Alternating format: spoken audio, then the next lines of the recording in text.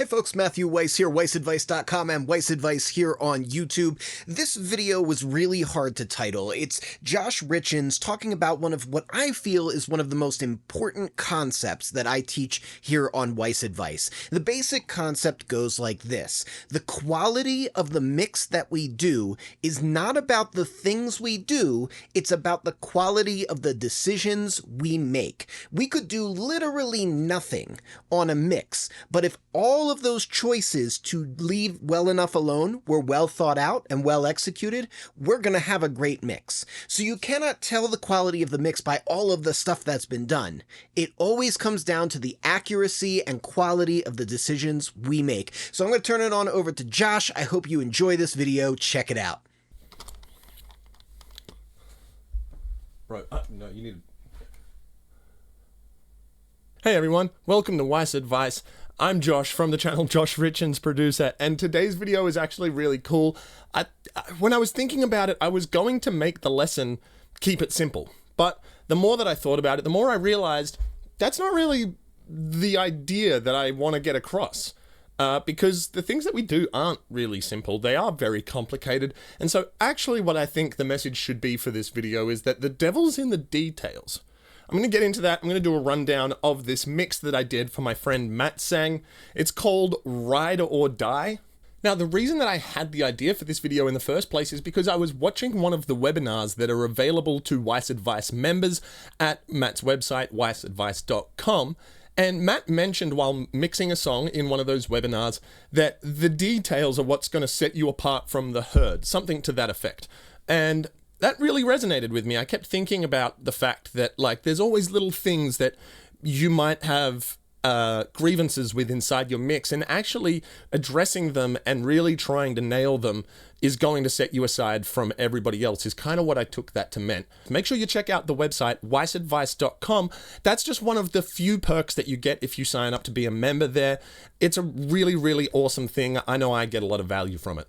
Now, Matt Sang generally does everything himself. He's an independent artist who produces, mixes, and masters all in the same file and then puts out a finished product, and that's what he sends off to distribution. Because of that, the production is kind of produced like it's already mixed. He's already got his full vocal chain on there the way that he would generally mix it.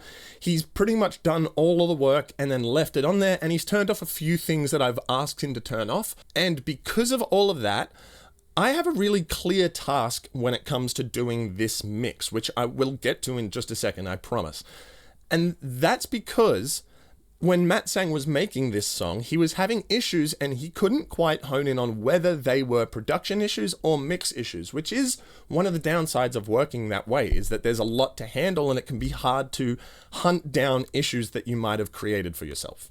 I heard his mix and I was pretty confident that it was a good production. It just had a few mix issues that needed to be addressed. Now, because of this, a lot of the emotion, a lot of the intention, a lot of the way that this mix is supposed to sound is already done. So I have a very clear task ahead of me, and then maybe I can sprinkle a little bit extra on top to try and sweeten things up a touch so that I can really impress Matt Sang with my final. Okay, so with all of the yapping out of the way, let's have a listen to Matt Sang's mix first, and then we'll talk about some of those issues I was able to identify. One of the moments I wanted to show you was this first chorus, and then coming out of the first chorus into the first verse, or maybe the second verse, depending on what you consider the intro. And then at the end, I want to show you the very end of the song, where everything's going on and it's kind of the biggest moment of the mix. So here's the first chorus leading into the first verse. Die, die, ride or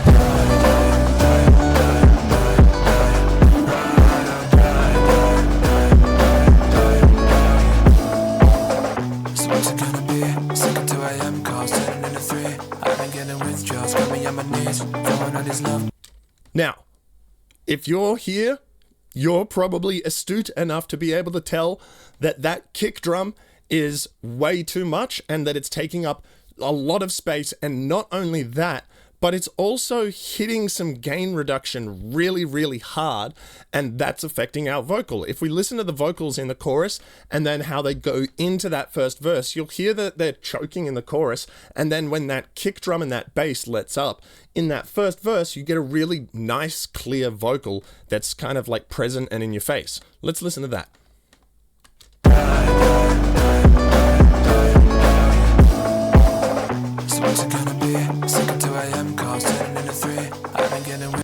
You hear those vocals get super present all of a sudden? I know for a fact that that's not volume automation or anything like that, and you can tell because of the way that those vocals kind of pump and choke in that chorus. I'll play that again for you.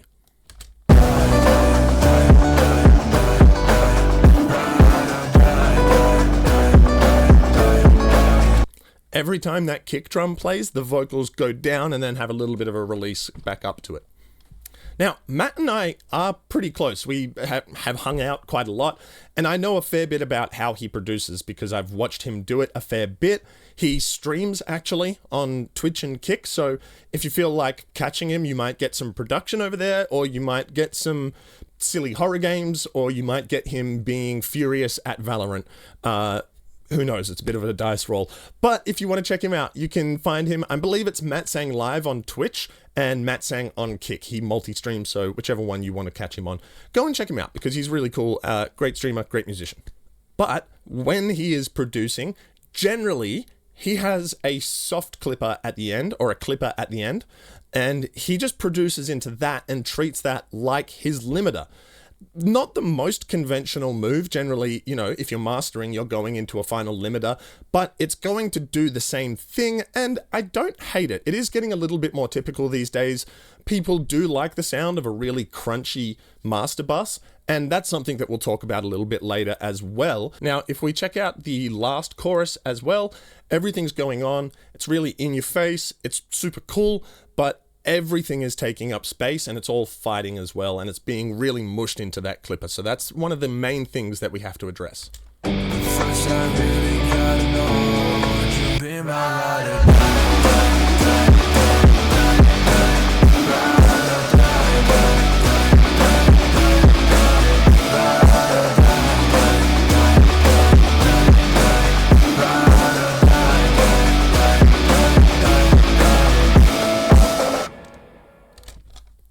So the main thing that I want to go for in my mix is to get a mix that has the same energy, the same emotional kind of content as this mix here, but I want that kick drum to have a lot of impact. I do want it to be super prominent, but I want it to be weighted against the vocal a little bit more consistently. I don't want it forcing the vocal down, and I want the vocal to be kind of almost as in your face as the kick drum is, and then I want everything else to kind of fill the picture in behind that, because obviously that's what Matt Sang likes as well. If he's turning the kick drum up into his limiter this much, he wants kick drum in his mix, so we're going to go for a pretty kick heavy mix. So let me play you those two sections in my mix.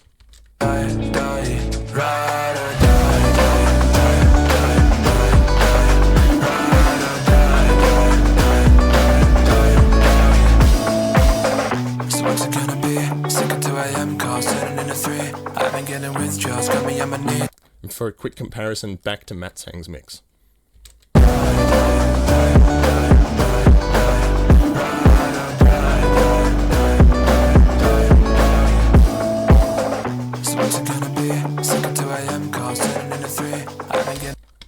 Now for the end of the song. I promise I would be right by your side. But first I really gotta know, would you be my rider?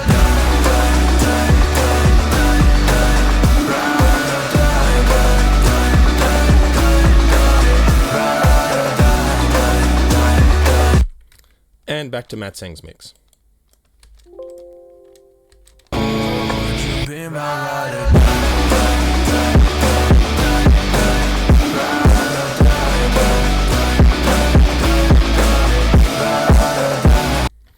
Okay, so what did I do to get that?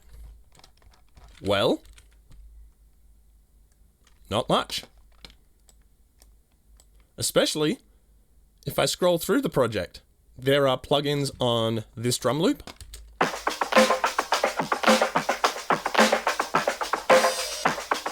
One of them is automated as well, so that's not going to turn off when I bypass everything. Other than that, my kick drum and this live snare have plugins on it. But other than that, the only thing I've really done, also I want to point out, not only is there not really any plugins on this project, I've barely moved any of the faders off of 0 because Matt has sent me his mix with the levels baked in, and they were good. He's gotten good levels for pretty much everything. The main thing that I had to address was the interplay between that kick and the low end and how it sat hitting the clipper and the limiter. I've done a little bit of work at my buses where you can see my drums bus has some plugins on it. I've also automated the level a little bit so that it goes up for that last chorus. My bass has some plugins on it. My music is being turned up, so I'm turning up all of his music. I'm widening it up with BX Solo and I'm compressing it a little bit. And my vocals are getting a little bit of treatment at the bus as well. But a lot of the work has actually been done on the master bus, where I will mention that I am mastering this as well.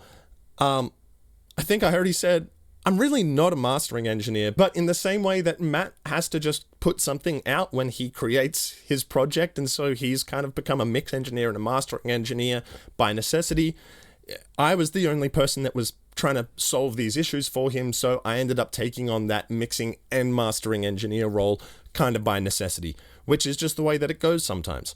And the main thing that I focused on when I was mastering was the interplay between this tape machine, FreeClip 2, which is the first time I've ever played around with clipping my master bus. And so I went and found the first kind of free clipper that I could find, and had to play around with it. And the results that I got from it are the results that Matt preferred. So that stayed on the bus. Like I said, I'm really not a mastering engineer, but playing around with this plugin has been really fun. And I think that's probably next on my list, is to go and invest in like a nice clipping plugin.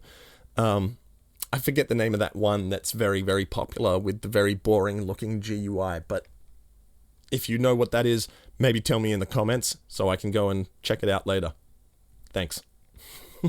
And after my clipper, I have FGX2, which I am using as my limiter, which took a little while to open up there, but there is FGX2 and the settings that I use there. Rarely do I change a lot of this stuff on how the limiter kind of reacts to your signal, the low punch setting, the detail setting, and the balance, drive, and transients. But in this case, I actually found it really helped me to get what I needed in the mix as well. So it was kind of cool that I was able to integrate mixing and mastering. But if I was sending this off to a mastering engineer, I would be turning off the clipper and the limiter and then sending them a reference with the clipper and the limiter on to say, hey, here's our reference master, what we've been listening to and kind of jamming on. Do your thing. So from this point on in the video, I'm actually just going to engage constant gain monitoring on my limiter so that we can hear the difference that it's making when we start turning things on and off. And I might just turn the audio that I'm getting out of Cubase at the moment up for the video now. So everything that you would have been hearing before this point was one level, and I haven't changed any of it so that you can get a good idea of what I'm actually showing you. But after this, because this is going to turn the volume down, I'll turn it up a little bit for you all. And what I want to do is I want to start by turning off FGX2. I want to turn off FreeClip, and I want to turn off virtual tape machines, and I want to talk about what they're each giving us. So here it is with none of those on.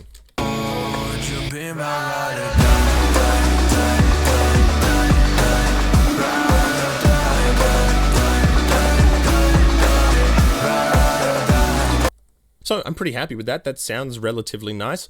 There is an extremely extended top end, and it's a little bit messy sounding. And so if we turn on this tape machine, we're going to deal with some of that stuff. You can see that the way I have it set is pretty moderate. In all honesty, we're still using 30 inches per second. We got the bias set normal, and we're using the FG9 setting as opposed to the FG456. And I'm definitely not clipping it or anything. So I'll play this back for you and I'll turn it on halfway through.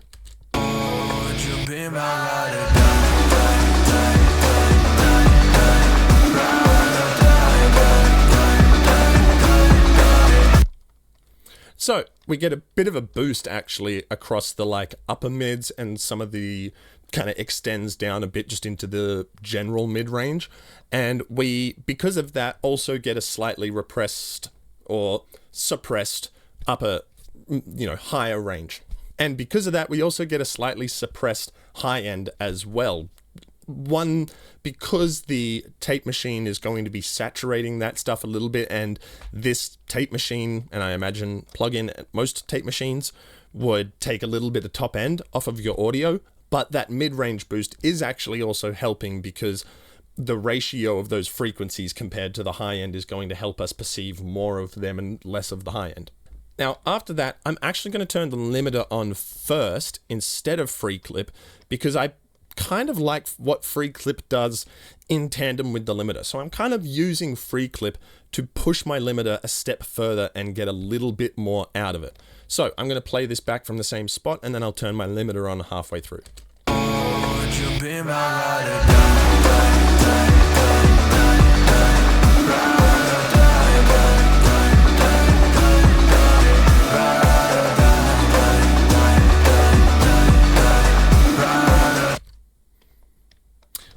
Not a huge change, which is generally what we want out of our limiter. So we're getting a pretty clean result and just putting it up to the level that we want, which in this case I went for minus 0.5. But like I said before, I am also using a few of those settings in the limiter to kind of help the mix out. It definitely chokes down on the kick drum to get things to where I want, and that's why using this low punch was kind of useful. So I'll play this back, and I'll turn low punch all the way down to start off with and turn it back up to this 1.5 level so you can hear what that's doing.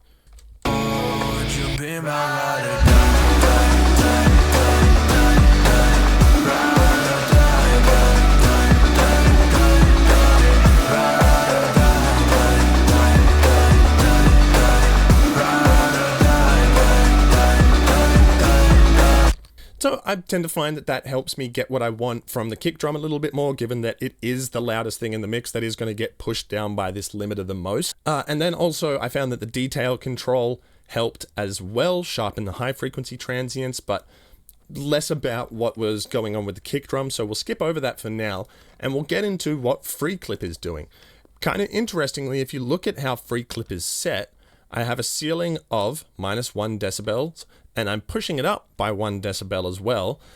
That's not necessarily linked to each other. I'm not pushing it up by 1 decibel because I was bringing it down by minus 1 decibel, but essentially what I'm doing is taking my mix and then just pushing it into this clipper a little harder to bring down some of those transients like the kick drum. And we're doing that before we hit our limiter to just kind of get a bit more juice out of it. So I'll do the same thing. I'll play it back and I'll turn it on halfway through.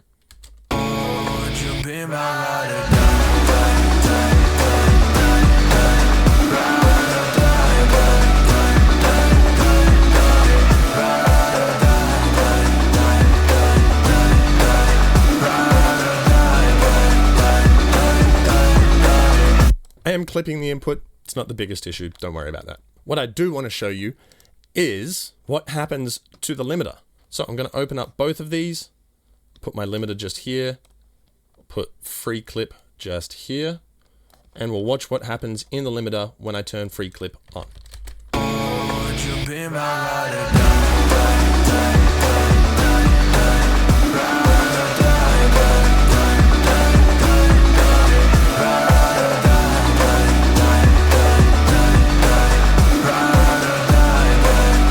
So pretty clearly the free clipper is kind of chopping all the transients off, and it's pushing everything else up into the limiter. And so while the limiter's not necessarily doing any more gain reduction at its peak level, it's doing a lot more to the rest of the music in those few decibels between 0 decibels gain reduction and the minus 5.3 that we're hitting when that kick comes in really loud at the start, if that makes sense.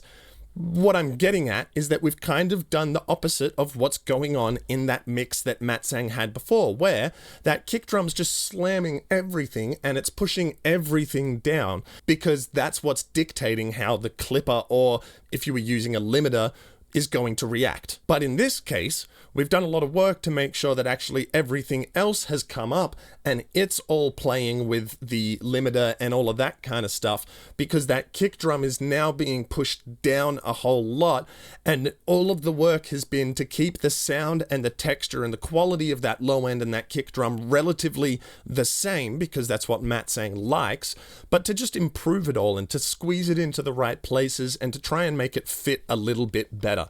And then everything else in here is really just about a touch of sweetening on top. I've done a little bit of compression. I have I've done a little bit of compression. There's some multi-band compression. I have some EQs going on. Pretty standard stuff for a master bus, but all just little things that are kind of like an extra layer on top, so that when Matsang hears that song back, not only are the issues fixed, but everything else is just a little sweeter, a little bit nicer as well. And luckily, that was exactly the response I got from Matsang when I showed it to him. He was telling me that he was super stoked with it. Everything was really wide and juicy, and he was really happy with how it sounded. So, mission accomplished. And I think the reason we got there is because the devil's in the details. At no point did I overcomplicate this mix. I left a lot of the faders alone. Did I completely disregard like automation and leveling? No, I definitely did do leveling, and I definitely did automate some of my levels. And on top of that, there's a whole bunch of empty tracks with no plugins on them. So did I neglect mixing things and changing the sounds so that they fit together and doing my job as a mix engineer? No, I definitely did that stuff. Because there were fewer plugins, I was able to focus on those issues better and addressing them in a holistic sense, not just kind of attacking this one thing, going down a rabbit hole on something else, and maybe messing up my work a little bit. I was able to really kind of shape the whole thing together and to focus on those things that needed addressing. And so I really want to drive home the fact that the devil is in the details. And when I submitted this mix to Matsang, I gave him a few options. So I played around with turning the clipper off. I played around with turning the tape machine up, compressing more with my limiter, all of these different things. And I sent him, I think, 3 different mixes with different blends of each of those 3 things.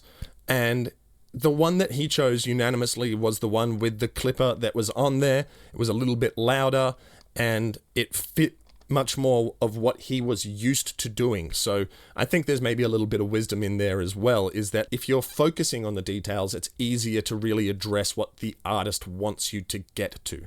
So this is probably a pretty long video, but I hope it helped. I think this is one of my better videos. I actually think that this has been a bit of a revelation for me in how I've been mixing recently, and I'm really excited to share it with you, and hopefully it can help you out as well, because it's super powerful. I think this is a very, very strong way to mix and to think about mixing. Now, obviously, in some cases, you're going to have to do extra work. You might need to get drum samples. You might have to do things like that, but it's worth trying to compartmentalize those different jobs so that that work gets done, and then you can move on to keeping this next portion of it nice and simple. So keep it simple, or the devil's in the details. It's kind of up to you how you want to take that one. But for me, it really does come down to the fact that the devil is in the details. Maybe not the devil, as this is what we love to do, but you'll definitely find success. And as Matt put in his webinar, set yourself aside from the herd. So mentioning the webinar, I'll say again, head to wiseadvice.com. It really is a super, super useful resource, because the extras that you get, along with the kind of extended content that's like what you would find here at Wise Advice, but much more in depth, are super worthwhile. The extras are awesome, like access to the Discord, bunch of friendly people in there, webinars, access to all of the lessons online. Make sure you check it out. And remember what we say here at Wise Advice: sound is our instrument, and we are musicians. Oh no, I got that backwards. I'll see you next time.